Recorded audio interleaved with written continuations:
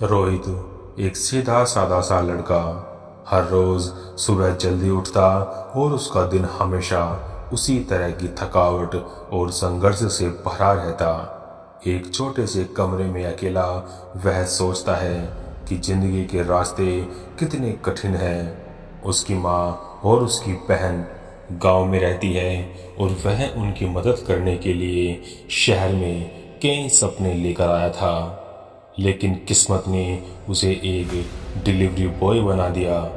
माता पिता का सपना था कि वह बड़ा आदमी बने, लेकिन अब वह खुद महसूस करता है कि हर रोज हर दिन उसे बस एक और दिन काटना है। रोहित ने डिलीवरी ज्वाइन की थी क्योंकि यहाँ पैसे अच्छे मिलते थे, लेकिन इस काम के साथ कई खतरनाक और डरावने अनुभव जुड़ गए। रोहित की माँ कहती थी कि बेटा, हर काम में मेहनत करना, लेकिन कभी कभी लगता है कि ये काम मुझे कहीं और ले जाएगा। कभी भी घर लौटने का मन नहीं करता, लेकिन वह मजबूरी में यही करता रहता है। नौकरी छोड़ने का ख्याल आता है, मगर फिर माँ बाप का चेहरा याद आ जाता है और वह खुद को संभाल लेता है और वापस से अपनी नौकरी पर चला जाता है। एक रात जब रोहित को एक ऑर्डर मिला, सर्दी बढ़ चुकी थी और आसमान में बादल घने हो रहे थे। जैसे ही उसने फोन पर नोटिफिकेशन देखा, उसे एक अनजानी घबराहट महसूस हुई। राजपुरा का ऑर्डर था। उसने आश्चर्यचकित होकर सोचा, राजपुरा जहां जाने से लोग अक्सर बचते थे। वहां के बारे में बहुत सारी डरावनी बातें सुनी थी। लोग कहते थे कि जो वहां रात को जाते हैं वह कभी वापस नहीं लौटते। उसने अपने कुछ दोस्तों से इस बारे में पूछा, लेकिन कोई भी मदद करने के लिए तैयार नहीं था। एक दोस्त ने हंसते हुए कहा, अरे यार रोहित, मुझे लगता है कि तुम फिल्में बहुत देखते हो, ये बस तुम्हारा वहम है। लेकिन रोहित को इस खतरनाक जगह पर जाने के लिए मजबूर किया गया क्योंकि वह नौकरी से हाथ धोना नहीं चाहता था। रोहित जब स्कूटर पर बैठा और रास्ते पर निकला तो उसके कदम भारी हो गए। उसकी नजरें निरंतर घने अंधेरे में खुसी हुई थी। रोड के दोनों तरफ घने पेड़ थे और एकदम सन्नाटा था। अचानक उसकी स्कूटर के इंजन में एक झटका लगा और वह रुक गई। उसने मन ही मन सोचा, क्या यह एक और संकेत था? लेकिन फिर उसने अपने डर को नकारते हुए इंजन चालू किया और रास्ते पर फिर से बढ़ने लगा। वह देखता है कि रास्ता एक संकरे और वीरान इलाके में बदल चुका है। एक बार फिर वह सोचता है, क्या मैं सही कर रहा हूँ? लेकिन वह कुछ नहीं कर सकता था। काफी देर बाद वह उस जगह पर पहुंचता है। एक पुराना खंडरनुमा घर का दरवाजा झूल रहा था, जैसे किसी ने उसे छोड़ दिया हो।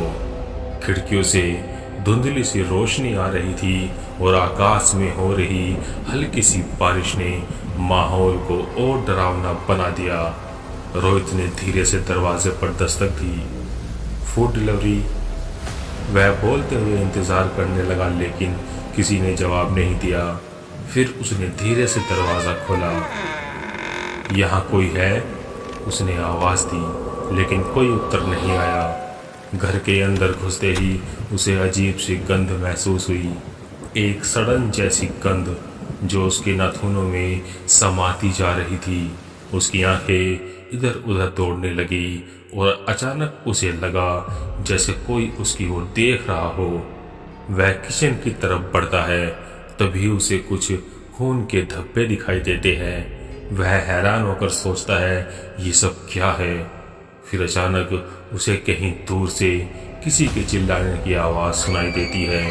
वो आवाज सुनकर वो डर के मारे कांपने लगता है। उसके पैर वहीं पर जम जाते हैं। तब उसकी नजर वहां पर पड़ी हुई एक अजीब सी डायरी पर पड़ती है। हिम्मत करके वो आगे बढ़ता है, डायरी को उठाता है, जिसे खोलने पर वह पढ़ता है कि यह घर कभी एक खुशहाल परिवार का था, लेकिन अब वह एक श्रापित स्थान बन चुका है। जो भी इस घर में रहेगा उसकी आत्मा यहीं बंधी रहेगी। रोहित अब और भी ज्यादा विचलित हो जाता है, क्योंकि उसे एहसास होने लगता है कि घर के भीतर कुछ गलत हो रहा है। वह डायरी के पन्नों को पलटता है और एक तस्वीर देखता है जिसमें एक परिवार के लोग मुस्कुरा रहे थे, लेकिन उनके चेहरे धुंधले थे, जैसे किसी ने जानबूझकर उन्हें मिटा दिया हो। अचानक वह महसूस करता है कि उसके पीछे कोई खड़ा है। वह तेजी से मुड़ता है और उसके सामने एक परछाई खड़ी होती है। वह कांपते हुए कहता है, कौन है? रोहित घर से बाहर निकलने की कोशिश करता है, लेकिन दरवाजा अपने आप बंद हो जाता है। उसे कोई शक्ति महसूस होती है जो उसे रोक रही है। कोई डरावनी सी चीज उसके पास आ रही थी।